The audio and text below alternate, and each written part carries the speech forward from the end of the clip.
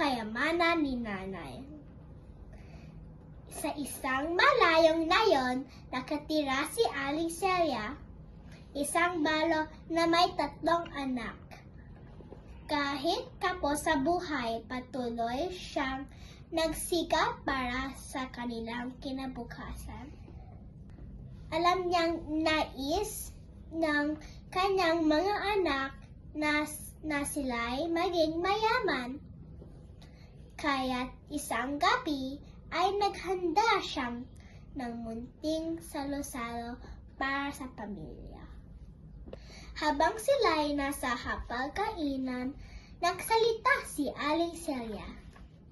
"Mga anak, alam ko ang inyong mga hiling," simula niya.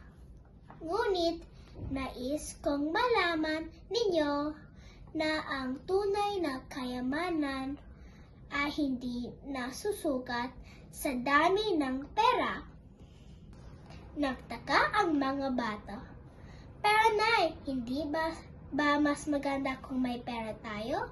tanong ng panganay. "Oo nga po, para hindi na kayo kailangan magtrabaho ng sobra," sabi naman ng bunso.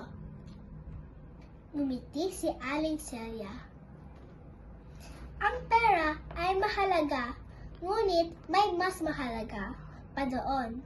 Ang pagmamahalan natin bilang pamilya, ang mga araw na magkasama tayo, ang ating kalusugan at kaligayahan. Iyon ang ating tunay na kayamanan." Napaisip ang mga bata. "Ibig sabihin pa ba, Nay, mas mahalaga ang pagiging masaya kaysa kayamanan?" tanong ni Rika. "Oo anak, ang yaman ay naubos, ngunit ang pagmamahalan at masayang alaala ay mananatili magpakailanman," sagot ni Aling Celia.